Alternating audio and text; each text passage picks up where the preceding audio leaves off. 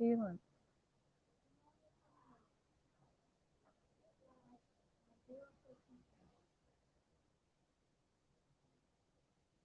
What, Mitzi?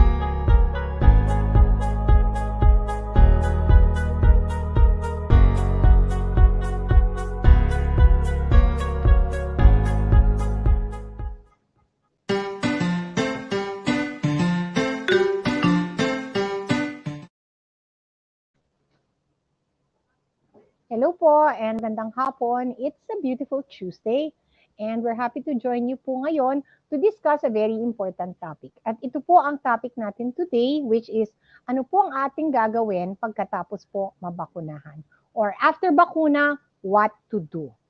Marami na rin pong nababakunahan sa Pilipinas. Almost 5 million doses have been given. 3 million are the first dose and another 2 million po yung second dose. So total po, 5 million doses have been given sa Pilipinas. So marami na rin pong nagtatanong, ano po ang kanilang dapat i-expect and what to do po, how to take care after sila po ay mabakunahan laban sa COVID. So my name, I'm Dr. Ana York Bondoc. I am a pulmonary and critical care specialist. I am also an internal medicine specialist. My clinic po is in St. Luke's, Quezon City. Nandito po ako ngayon sa San Luis, Pampanga. And hopefully, may matutunan po tayo kung ano po ang ating gagawin after mabakunahan. Please join us on YouTube. We are Dr. Ana York Bondoc. We are trying to reach po more subscribers. So like and subscribe po tayo doon. Sa mga gusto pong magtanong, sa baba, this is a Q&A format today. So question and answer po, ilagay po lahat ng tanong. Marami na rin pong naglalagay from the last time. So sasagutin po natin lahat ng tanong ninyo kung ano po ang dapat gawin pagkatapos po mabakunahan. So let's start. So may natanggap po tayong letter and this is from Miss Josephine Laruscain. Thank you, Josephine, for sharing this letter. Si Josephine po ay isang top fan natin. So the letter goes, Dear Doktora, yung anak ko po na nagtratrabaho sa Abu Dhabi ay nabakunahan last January po ng 20 doses ng Sinopharm. Pati po ang kanya pong mga katrabaho. Unfortunately, nakakatanggap po ako ng FB message from sa kanya po na isa po sa kanya mga katrabaho ngayon has developed fever at nawawala na po ng panlasa. Na-report na po nila ito sa kanila pong boss and ang balita po is that person might have COVID.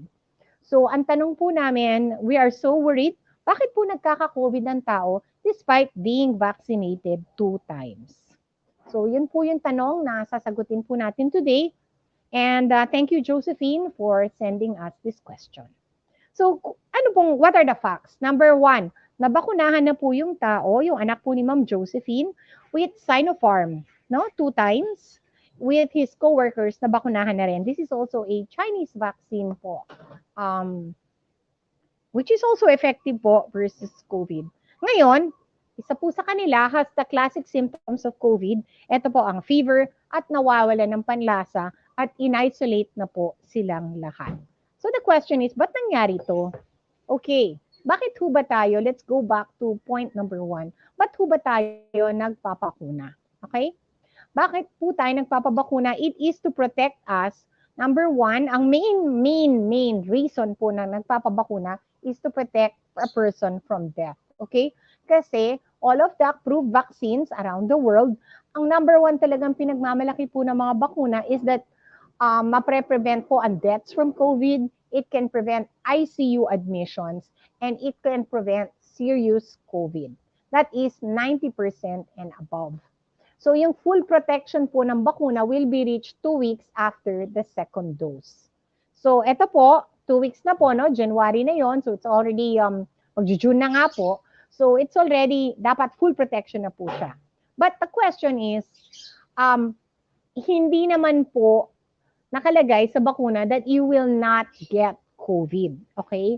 Hindi po nakalagay that it will protect you from getting sick from COVID. Though, studies have shown po in the UK and in the US, pag nakadalawang bakuna na po yung tao, it is possible that they might get COVID, but yung COVID po nila will definitely be not serious. It will be much milder than expected, lalo na po kung may edad sila, kasi alam na po natin at risk po sila ng serious COVID.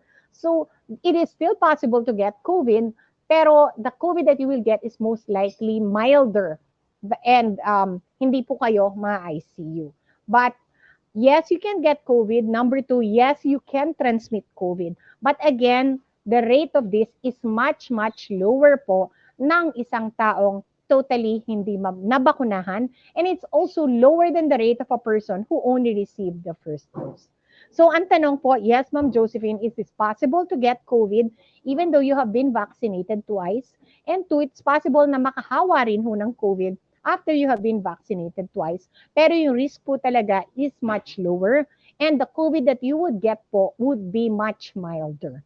Yung mga namatay po after 2 doses of vaccines is very, very, very low, super low rate po talaga na may namatay from COVID after 2 vaccines. So, what does this mean, no? Moving forward, it means po, lalo na po in a population, like the Philippines, sabi ko lang po, 5 million doses were given. 3 million are the second dose, 2 million is the first dose. Ang laki po ng populasyon ng Pilipinas. So marami pa rin hong people who are walking around who might possibly have COVID. So in the Philippines, it is advised that you still wear your mask. Kasi po, posible talaga kayo magkaroon ng COVID pa after the second dose and posible din ho kayo makahawa pa rin ng tao after the second dose. In the US, they have already been advised to remove the mask po after the second dose of COVID kasi marami na rin pong nabakunahan doon. So much less po yung halubilo ng mga taong walang bakuna. And number two po, studies have shown really that people who have been vaccinated twice, mas mababa po yung kanilang rate of getting COVID and mas mababa po yung rate nila of transmitting COVID. So that's why may mask advisory na pwede na hong tanggalin sa US, pero sa Pilipinas, kailangan pa rin pong mag-mask. So yes, it's possible na meron ho talaga nagkasakit po ng COVID sa mga katrabaho po ng anak nyo and it is also correct to isolate them. But again, relax lang po kasi magiging COVID lang po nila will most probably be only mild. Okay? So yun po yung sagot to Ma'am Josephine. It's possible but rare and if ever they get sick, it would be mild. Is there a case na ganito? Yes. The New York Yankees po, no, a baseball team po, was completely vaccinated po silang lahat. There was an outbreak po, no, among the players and the staff of fully vaccinated persons. Pero ang masasabi po nila talaga is super mild po yung nangyari. Nobody got hospitalized and nobody died.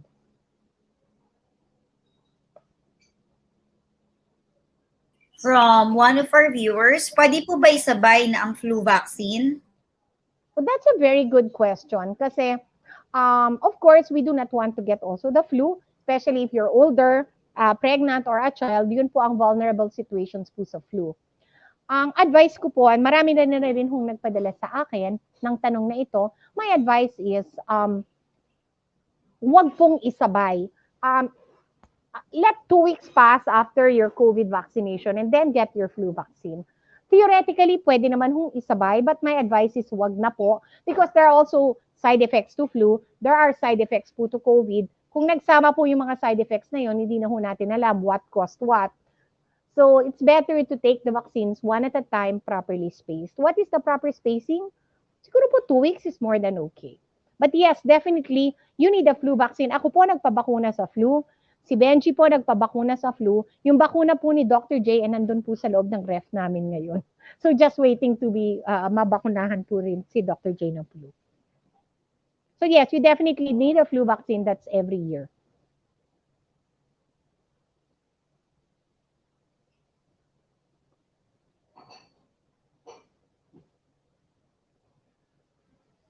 May tanong po dito about seniors. From one of our viewer, when do you think seniors will be allowed to travel and go around? Alam mo, Reyna, and everyone, this is a very good question. Kasi po, ang ang A1 category o yung nauna po, those are the frontliners. Ngayon po, and healthcare workers. Ngayon, it has been extended to the family of healthcare workers. And there is a new A1 category po, which are OFW workers about to be deployed. So the seniors po, it just goes to show you kung gaano sila ka-vulnerable. After the healthcare worker po, the senior is number 2, A2. So ganun ho. May comorbids, may sakit o wala, the seniors are the next to be vaccinated. But unfortunately, I would like to inform everyone, nationally po, only 20% pa lang po ang nagpapabakuna. So, sa bayan po namin, there are 6,000 seniors registered, only 1,500. And kami na po yung pinakamalaki po sa Pampanga. So, there is really a huge vaccine hesitancy among seniors.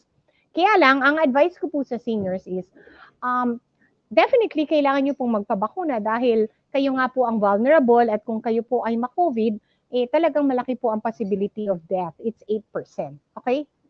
So if 100 seniors were to get sick, 8 of them will die. So mabigat yun, okay? So what does this mean? At the moment, the government does not allow seniors to go out kasi nga po, 20% pa lang. Pero there will come a time, habang dumadami na po yung bakuna, dumadami na po yung mga seniors na nabakunahan, nakikita ko po that the government will allow vaccinated seniors to go out. Yung mga unvaccinated, paano yung doktora? The government will not allow them to go out. Okay? So that's another reason. Kung senior po kayo at ang dami ko nang narinig, hindi na rin daw sila lalabas ng bahay. For the next 20 years, parang hindi. So nga, the government will not allow unvaccinated seniors to go out. Vaccinated, yes. Unvaccinated, no. So that is another good reason. So nakikita ko po later in the year, as more and more seniors get vaccinated, those who are vaccinated o yung mga bakunado po, pwede na pong lumabas ng bahay. So sa mga ayaw magpabakuna, sana pag-isipan po natin to na if you really want to go out at sino ba naman ang may ayaw na lumabas na po ng bahay, kailangan po ng bakuna. Mr. Ronnie Fernando Sarmiento, may allergy, pwede kaya po magpabakuna? Very important, Sir Ronnie. This is a good question. Ano yung allergy mo? What are you allergic to? Okay, those who cannot be vaccinated po are those with a known allergy po sa mga components po ng bakuna. So talagang rare po yon. And the second person po who cannot be vaccinated na may allergy, yung mga allergy po ng grabe after the first dose. Halimbawa, di kayo nakahinga, your eyes started to get really red, then nagpantal yung buong katawan nyo, then na-hospital kayo, then you were given steroids. Well, you need to check up po. Kung ako, I would visit an allergologist po. Kung yung first dose nyo, grabe po yung naging allergy, definitely you need to be re-evaluated for the second dose. Kung talaga po yung components po ng bakuna, allergic kayo, then wag na po kayo magpabakuna doon, ano? There might be another brand. Pero, if it is just a regular allergy like shrimps, like peanuts, hindi po yun counted. Or asthmatic or eczema skin allergy. Yes, you can be vaccinated. What is my best advice? Consult your doctor po. Pero as a rule, unless you are allergic to the components of the vaccine or the vaccine mismo from the first dose, you can be vaccinated. Miss Morales Liacuna Dana, Doktora, symptomatic po 1 month ago na siya nag-positive. Pwede na po ba siya magpa-vaccine? Yes, actually, there used to be an advisory po na 90 days po. No, we have to wait for a long time after being COVID positive. Pero ngayon po, after symptoms, kasi there were people po na, lalo ni AstraZeneca kasi 3 months yun eh. So merong yung na first dose ng Astra, then na COVID, then malapit na ho sa second dose. So nag-decide po sila, as long as you feel okay, you have been recovered from the COVID, and nakalabas na po kayo na isolation, you can get vaccinated. Kasi importante po yung vaccination for the second dose. So yes, my answer would be as long as that person feels okay, yes, pwede na po magpabakuna.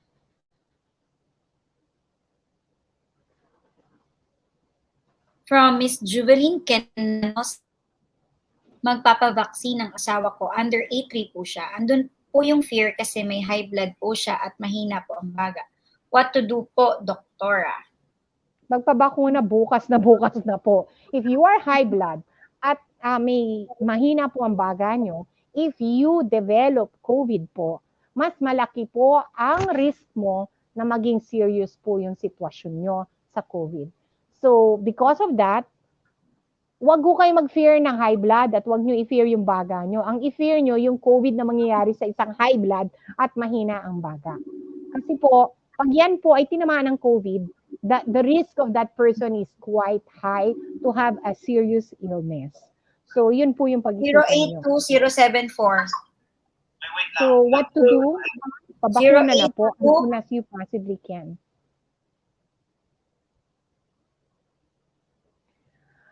Sa mga may comorbids po, no? What are comorbids? Again, can you please type comorbids? Kaulit-ulit ko na lang pong sinasabi, no? A comorbid po is a person po na may kaukulang sakit na dala na, like high blood, stroke, cancer, dialysis, diabetes. These persons po are rated A3. After A1, there's A2, then there's A3. 18 to 59 years old po. Pakilagay lang, 18 to 59 years old with comorbid conditions. Yung comorbid po na sakit na kanila pong ganon, pag yan po na tinamaan ng COVID, mas lalo pong possibility po na ma-ICU, possibility po na ma-serious, possibility po na, I hope not, pero possibility po na mamatay. So if you're 18 to 59 years old and you have a comorbid condition, kasama na yung sinabi po ni Ma'am Jubilin, which is high blood and mahinang baga, all the more reason po na dapat magpabakuna. Ang ikatakot nyo po, hindi po yung bakuna sa mga comorbids. Ang dapat nyo pong ikatakot is the COVID na mangyayari po sa inyo. And ito pa ang nakakatakot ha. Aside from that, you know, if you get COVID po and you get to the hospital and it's serious, million po yan. So it's really scary. Pati yung gastos po is very scary and it's not good. Okay? From Adelina Cruz, mapalad ang bayan namin sa inyong dalawa, Dr. Ana York Bondoc at Dr. J. Sago. Wow, thanks Ma'am Adelina. Thank you so much po. From Miss Cathy Rodriguez, Doc Ana, can I mix my AstraZeneca vaccines to Sinovac? After being vaccinated, some side effects are normal and expected, a sign that your body is building immune protection. Thanks, Ma'am Cathy. Yes, thank you for sharing that comment. Marami nga akong nagtatanong about side effects and I really research a lot. Nakalagay po, it's widely accepted po that side effects are part of the body's immune system po, reacting positively. Kumbaga, gumagawa po ng antibodies po ang ating katawan. So yes, it is true po na ganun po, no? Can you mix vaccines? In the United Kingdom po, there are some studies ongoing po between mixing vaccines. Kasi yung iba po, as we all know, there was a worldwide shortage of AstraZeneca because of what's happening po sa India. So some people got vaccinated with other doses in the United Kingdom. In general, it is safe, pero wala pa pong, it's not a regular or recommended practice.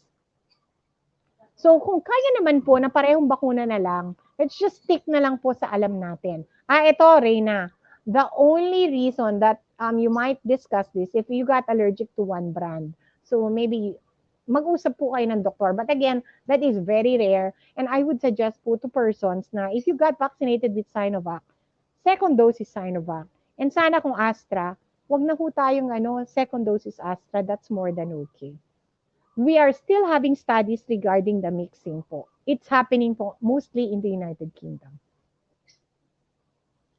Okay, from one of our viewers, nag-inuman na po kayo. Kako after bakuna, masama po ba yan? Siguro masyado silang nasayahan, Miss Ray, na nag-inuman yung barkada after bakuna. Well, you know what? Being completely vaccinated is really a feeling of joy and a feeling of peace of mind, ano? Talagang, ako parang I felt renewed. Nagpatahi ako ng maraming damit. Okay, sorry. But, you know, I understand yung gusto kong, mag-get together na, uminom po, no? Ang advice ko po, wag po muna kasi we are not yet po at that point na safe tayong lahat. nakakaano talaga, no? Biro mo, nabukunahan ka na 2 times, you might really want to celebrate. Lalo na kung barkadahan yung yung nabakunahan. So it's really so nice, the feeling. In fact, yung mga ibang kaklase kong doktor sa US, nagka-reunion na. Ewan ko kung nag-inuman, malamang. But dito po sa Pilipinas, we cannot advise that yet kasi marami pa rin pong hindi nabakunahan. And like the kwento po of Ma'am Josephine, hindi natin alam kung yung waiter ho ninyo nabakunahan, baka ho or another person, it's still possible to get sick. So konting tiyaga na lang po. Konting tiyaga. Is it okay to drink after bakuna? Oo naman, wala naman po talagang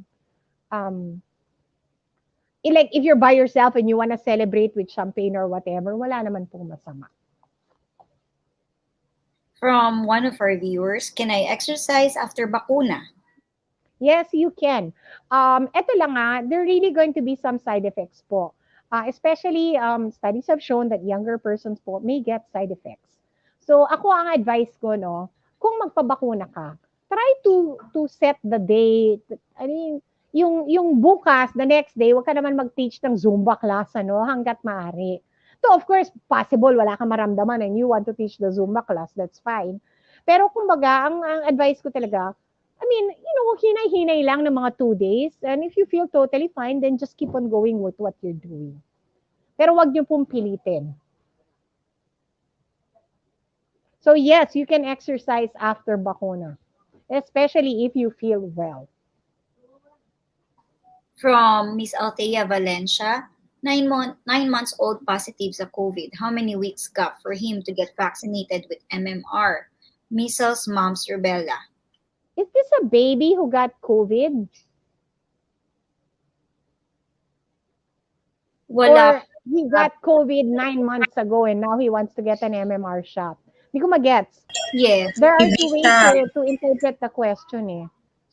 Yes po. Medyo malabo din po yung question. Yes. Ma'am, kung 9 months ago, yung interpretation ko na nagka-COVID po yung bata, yes, he can get MMR ngayon. Now, if the child is 9 months of age, kailangan mo ma-recover siya completely po from COVID.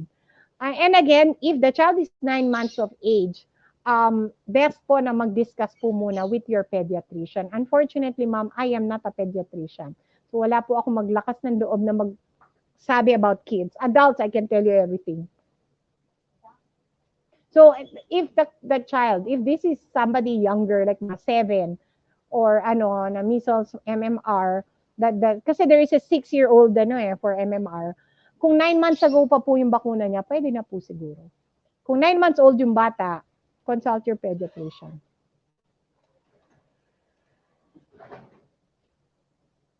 From Miss Bongais Manuel, may allergy po sa Alaxan at aspirin. Pwede po ba magpabakuna, Doc? Yes, because there is no Alaxan or aspirin po in the vaccine. Pero, my best advice also, kung nininervous kayo, consult your doctor. Ito pa. If you are allergic to Alaxan and NSAIDs, after the bakuna, obviously, do not take Alaxan or NSAIDs, ha? That's true, Doktora. Kasi baka uminom ka ng Alaxan para wala kang side effect and then dun ka madali from the allergy of the Alaxan that you have.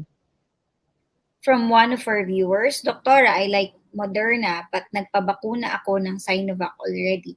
Pwede bang magpabakuna again? Naku, ang dami nagtatanong nito sa akin. One of which is my own cousin. Kasi during the height of the surge po, she was able to be vaccinated with. Actually, gusto niya talagang ito kwento ng pinsan ko, no? Gusto niya talagang Moderna. She's a traveler. Okay? Gusto niya talaga ng Moderna. Kaya lang, during the surge po, kinabahan siya. Kasi she's an active person. She works, ganun po, no? So she was really worried. So sabi ko sa kanya, alam mo, magpabakuna ka na. Kasi, anyway, meron ka namang comorbidity. You're 18 to 59 years old. Nasa tamang ka naman na 8-3, pabakuna ka na ng Sinovac. Kasi ako nagpabakuna naman ng Sinovac, wala naman akong naramdaman and I feel very happy with my choice. Sabi ko, if you keep waiting, baka ma-COVID ka, we do not know kasi anyways, surge, diba? Ilang thousands a day, more than almost 10,000 a day na. So sabi ko, posible kang ma-positive. So, nagpabakuna po siya ng Sinovac. Ngayon, she also, I think, got the second dose. Kaya lang ngayon, natitempt siya talaga magpa-Moderna. Ito yung masasabi ko. You know, each vaccine, I wouldn't say they're equal. Kasi nga, they were tested in different times and different places eh. Pero what I could say is, lahat po sila pumasa ng testing. And maganda naman po yung kanilang grado during the testing. Especially po when we think about dying, when we think about ICU, and when we think about serious and hospital ng COVID. So lahat po ng bakuna, passing grade. In fact, 90% pa nga almost everyone. Ngayon, nag-iiba-iba na lang po on the efficacy and we cannot really gauge the efficacy kasi po iba't ibang lugar ho sila na test. So we cannot say that Moderna is better than Sinovac or Astra is worse. Ganon eh, walang comparison. So my best advice po, kung kayo po, and I told this to my cousin, kung natapos mo na yung Sinovac, rest ka na, okay? Tapos na yon. You have done your part. I cannot advise you, there is no data on getting 2 vaccines of Sinovac and then your favorite Moderna after 6 months dahil dumating na finally sa Pilipinas. Wala pa po talagang data doon. So I cannot advise you to do that. So my advice is, kung nabakunahan ka ng Sinovac, stick to Sinovac the second time and stop na po doon. Protektado ka na. Okay? Kung nabakunahan ka ng Astra, then do Astra and stop. Wala po talagang data yung after Astra, pumunta ka na Amerika, nakita mo yung Pfizer, libre na lang, gusto mo mo. Wala pong ganun datos. So if you have gotten Sinovac, stick with Sinovac and that's it. If you have gotten Astra, stick with Astra and tapos na po yung kwento. No more thinking po about others. Is this final? No, there will be other informations pa po moving forward and hintayin na lang po natin yun. So I cannot give you po advice kung wala pong scientific basis. From Miss Cindy Abinas Cantillo, Hi Doc Ana, saan po ba dapat tuturukan? Sa kaliwa o sa kanang braso? May specific arm po ba? Thanks. That is a very nice and practical question. And kahapon lang po nabakunahan uli yung anak ko sa rabies. So they were trying to vaccinate his left arm. But I told them, please vaccinate him on his right kasi Benji is left-handed. So ano yung meaning nun? As a rule po, people and nurses and doctors, they try to vaccinate you on the opposite. Kung halimbawa right-handed ka, ako right-handed, babakunahan ka sa kaliwa. Kasi ito yung writing hand mo, dito ka nagbubuhat, posibleng bumigat eh. So, they will vaccinate the opposite. Ngayon, kung left-handed ka naman, ang babakunahan po nila yung kanan. But it's not a rule. Pwede naman pong same. But yun po yung practice lang. Okay? From Miss Remedios Nogoy Jeronimo, dito po, tapos na bakunahan yung 59 pababa. Saan po kayo, ma'am? I'm sure ibang bansa po yan kasi in the Philippines, wala pa po tayo dyan, ma'am. But I'm glad for that situation po na meron na pong ganun. Opo. From one of our YouTube viewers, Doktora, when do you think seniors will be allowed to travel and go around? I think nabasa na po ito. Hindi, pero maganda yan. I think seniors will be allowed to travel and go around pag marami na rin po talagang seniors na nabakunahan. Pero kung kayo po ay hindi nabakunahan, you will not be allowed to travel and go around. Next question. From Miss Cindy Abinas Cantillo, masakit po kasi ang left arm ko from siko to balikat. Thanks again.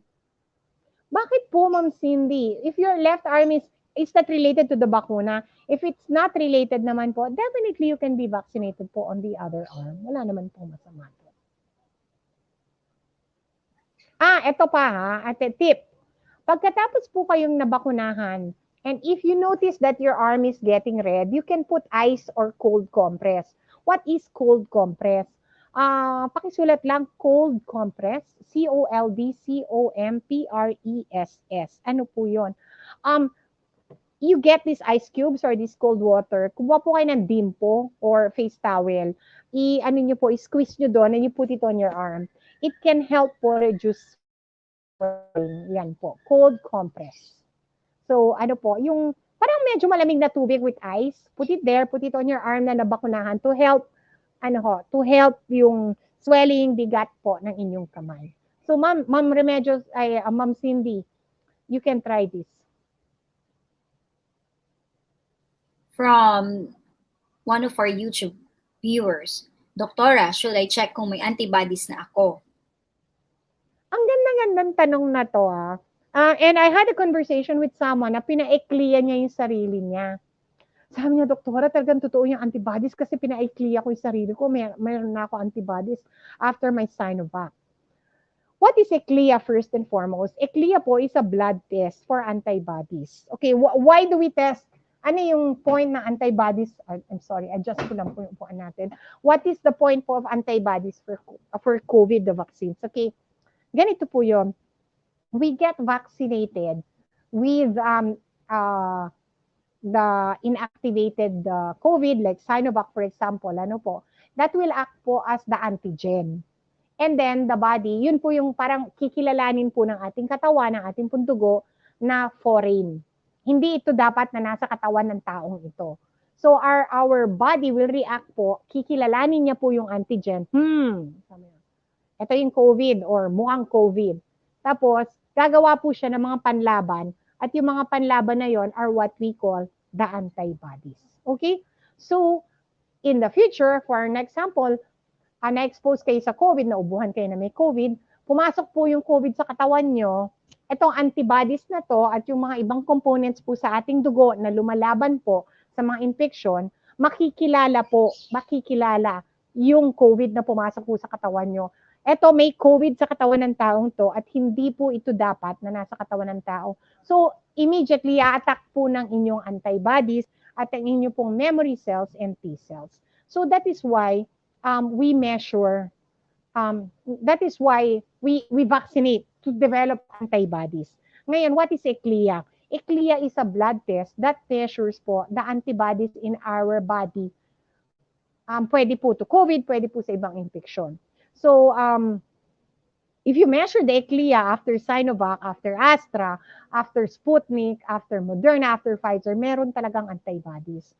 But doctors caution us that there is no need to do this kasi it doesn't, hindi naman ho binibilang kung ilang antibody mo, kung mataas o mababa. And it doesn't really mean kung mataas that your body has the super ability to fight. Kung mababa naman, masama yun. No, it doesn't go that way. Basta meron po.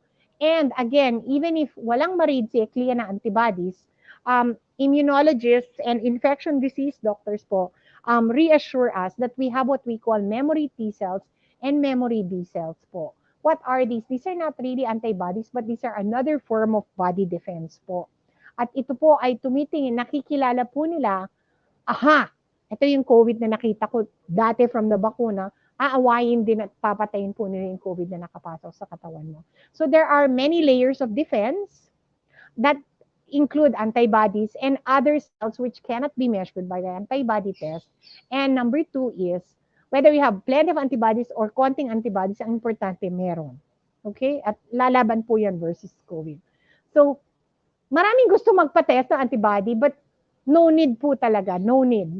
Don't do it. Gagastos lang po kayo. It might worry you pa kung feeling na mababa yung antibodies mo. Don't worry. You have other cells in your body that have been primed to fight COVID because of vaccination. And when you get exposed to the real COVID, ready po yung katawan yung lumaban.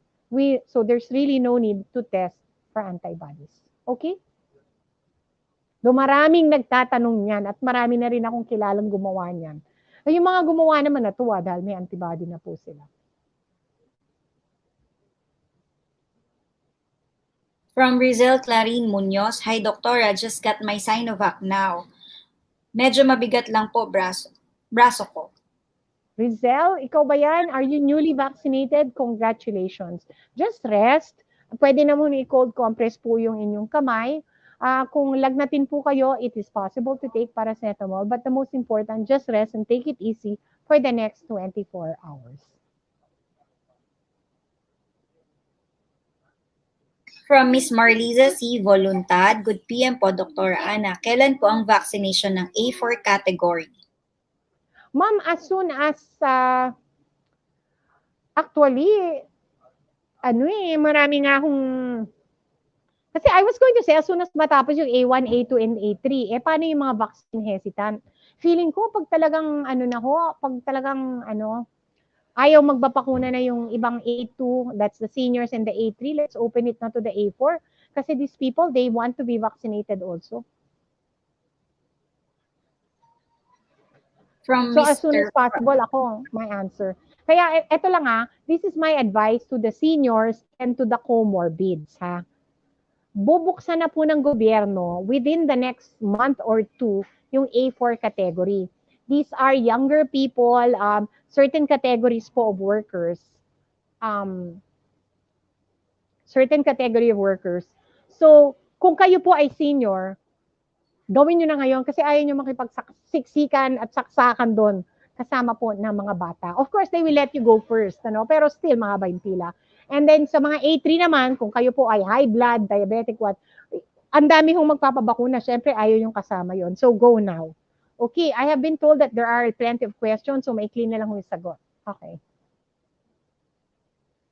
From Mr. Fraulo for De Leon Marcelo, can a dialysis patient have his dialysis the next day after vaccine?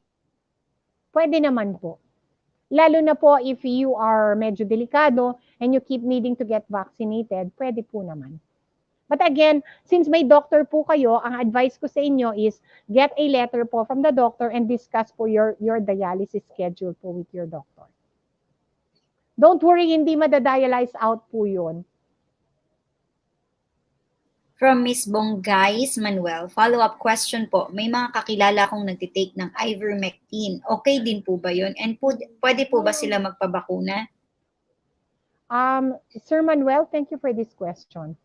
It's a personal choice talaga if you want to take ivermectin. It has not been proven. Okay? So, pero kung gusto niyo talagang uminom ng ivermectin, we cannot stop you naman. We can just give you our best advice na hindi pa po siya proven and baka naman may side effects din po si ivermectin. But if you are taking ivermectin, realize po na hindi po bakuna si ivermectin. Okay? So, ang bakuna po, proven. So, if you want to take ivermectin, that's up to you. That's your personal choice. Pero you still need to be vaccinated. Hindi po pwede na the ivermectin will be your bakuna. Hindi po pwedeng gano'n. Okay?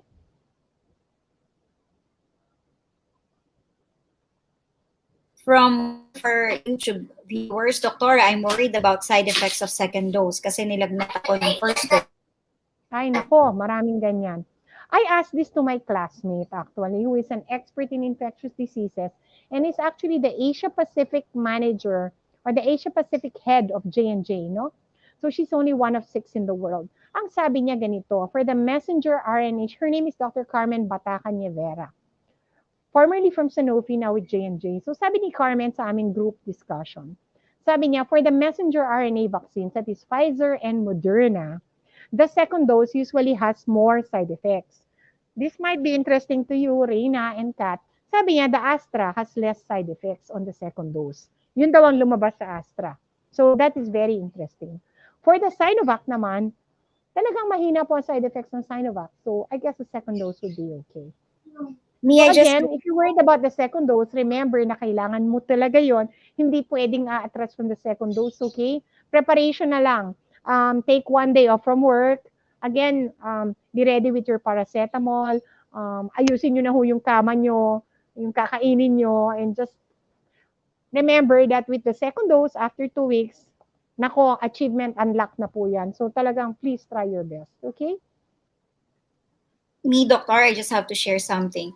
From my parent na nag-Sinovac and from Randy, after 2 to 3 weeks yung naging side effect po sa kanila. Ano nangyari sa kanila? Dry cough and runny nose and medyo fatigue ang nararamdaman pero no fever but feverish. Okay, wala namang masama. Ito lang at this is what I wanted to also mention. If you are getting side effects or like for example, nilalagnat ka na and then you're starting to get cough, colds, pa-check ka rin na baka COVID yun. That happened to my classmate. Kasi 2 days after Pfizer, I said this already, yung kanilang midwife got COVID. Lahat sila nilagnat. Sabi nila parang hindi na side effect to. So nagpa-check si midwife, Nagpa-check po silang lahat, COVID. From one of our YouTube viewers, bakit po mahina side effects ng Sinovac? No. And no one knows. Hindi pa rin po natin, I'm sorry for drinking, talaga mainit lang po dito. Hindi pa talaga, I cannot answer that question. Though I tried to look, it's individual po talaga sa tao, and sometimes, iba rin ho yung uptake po ng gamot. I cannot understand. Pero parang yun ang balita, na mas less po ang side effects ng Sinovac. From Miss Serena Galoy, Doc, can I continue take the food supplements na tinitake ko dati? Nakakomplete na ako ng Sinovac, 2 shots na po. God bless po, Doktora. Ay naku, congratulations for your 2 shots of Sinovac. Yes, you can take food supplements if you like. Wala naman po masama. If you want to take them, that's fine. Pero again, not proven siya ha. Pero kung gusto mo, okay lang. From one of our YouTube viewers, Doktora, na-miss ko second dose ng bakuna because I was traveling. Paano na? Magandang tanong yan kasi, some people are traveling.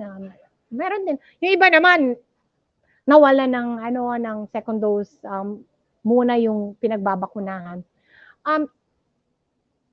Infectious disease doctors have also answered this question. Ang sagot po nila is that people miss vaccines all the time. Diba, Reyna, you're a mom. Sometimes, nakalimutan yung anak na dalhin.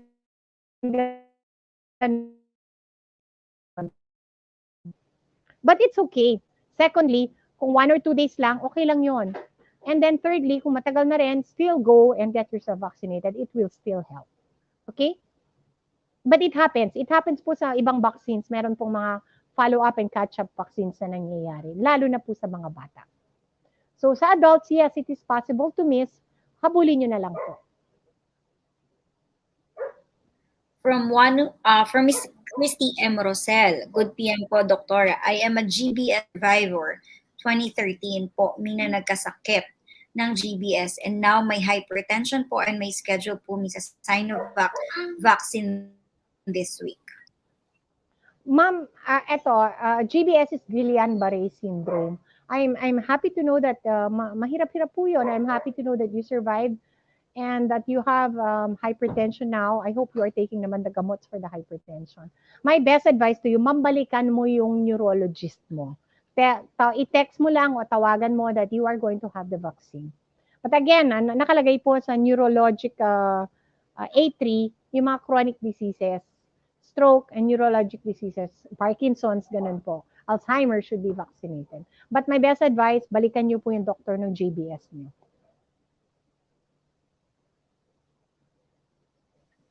Miss Bess de la Viña, may kidney stone po ako, Doktora. Pwede po ba ako magpa-vaccine? Yes, ma'am, you can. But again, you might want to check po with your kidney stone doctor. Pero as a rule, yes, the answer is yes.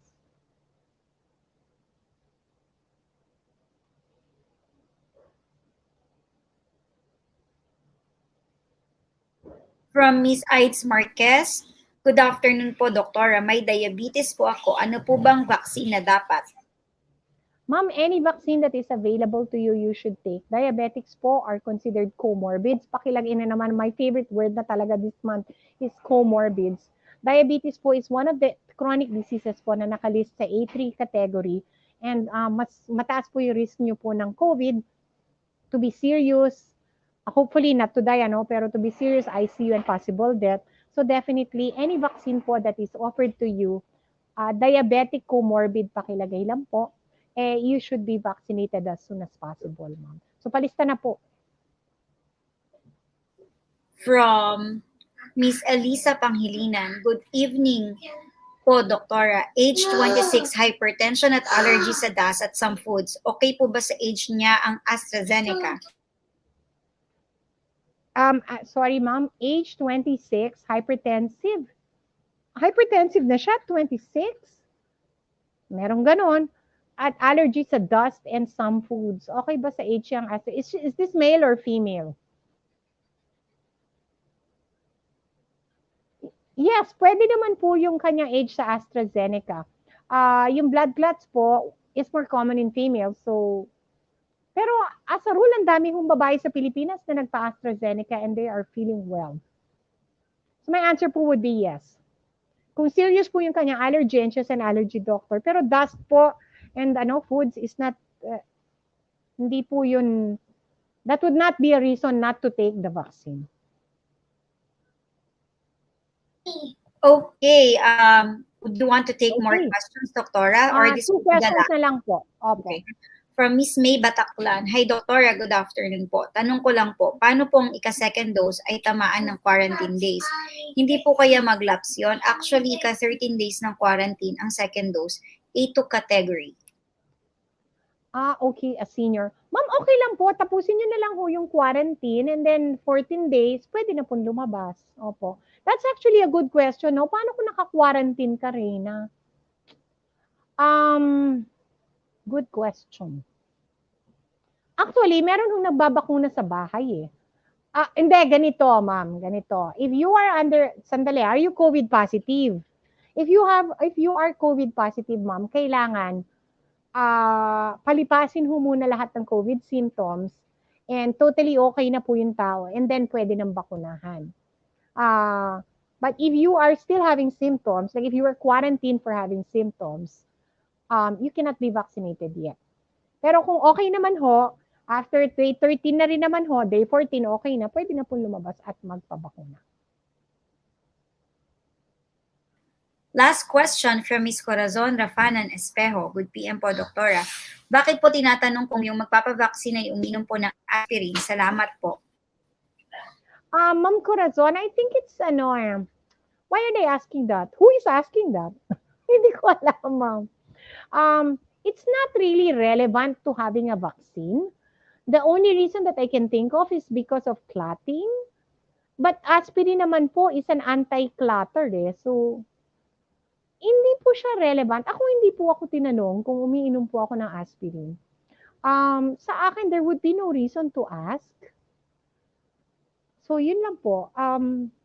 Wala naman pong there is no advisory not to take aspirin or to take aspirin. Opo. So, I don't know po kung bakit tinanong. Let me find out, but I don't know. And sa akin, there's no reason to ask about aspirin. Okay, last question po. Sige, last na. Pagbigyan natin. Okay, one last question Okay. from Ms. Julieta Mapanao Ibarra, I'm sorry. PM po,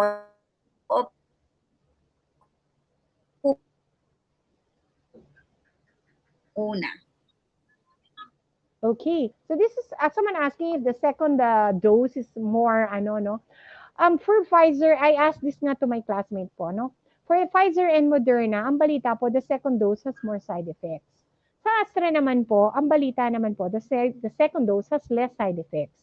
And for Sinovac, parang neutral kasi wala naman ho masyadong nabalita ang side effects si Sinovac. But again, I would like to stress, you need to take the second dose.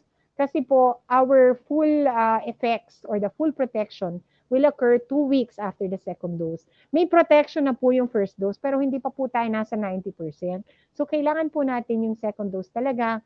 Kung natatakot po kayo sa side effects, well, hello, buhay pa naman kayo, di ba? You're still alive naman after the first dose. Konting tiyaga lang po and aabot po tayo to the 90% protection 2 weeks after the second dose. So sa inyo po lahat, my closing words, after the vaccination po, take time to relax yourself. Huwag niyo hong pilitin na kung pwede po overnight, maybe you might want to take half day off para lang ma-relax din, hindi kayo ma-stress too much after the vaccine. If you need to work, okay rin naman ho, but just tell your boss na kayo po ay nabakunahan. Yes, you can take paracetamol if you are feeling side effects. Don't take po kung wala naman kayo nararamdaman. Kasi no need no need. Pwede pong kung mabigat ang kamay nyo, put the cold compress po, yung ice, cold water, lagay sa dimple, lagay sa kamay. And then just generally take it easy. When to go to the doctor, you need to alert the doctor po kung kayo po ay sobrang mataas ang lagnat, nahihilo, not feeling well, nagpantal-pantal po yung katawan nyo. If you are finding it difficult to breathe, those may be signs of an allergy. So you need to go to the doctor. Kung nininervyos po kayo, go to the doctor na rin. Wala naman ho talagang masama. More likely, pauwiin naman ho kayo. If you are feeling po headaches, difficulty breathing, go to the doctor or at least text. But majority po, 99.9% of people, nabigatan lang ho ang kamay and suffered minor side effects after their vaccination. No need na po na to measure anything. But again, you still need to wear a mask and wear a face shield kasi marami pa po sa ating mga kababayan ay hindi pa po bakunado. Pero what to do after vaccination? Pray, praise the Lord, and then encourage others po to follow you. Maraming salamat po and magandang gabi po sa inyong lahat. Please join us again. On Thursday, we will be talking about vaping and e-cigarettes po. Okay? Maraming salamat po.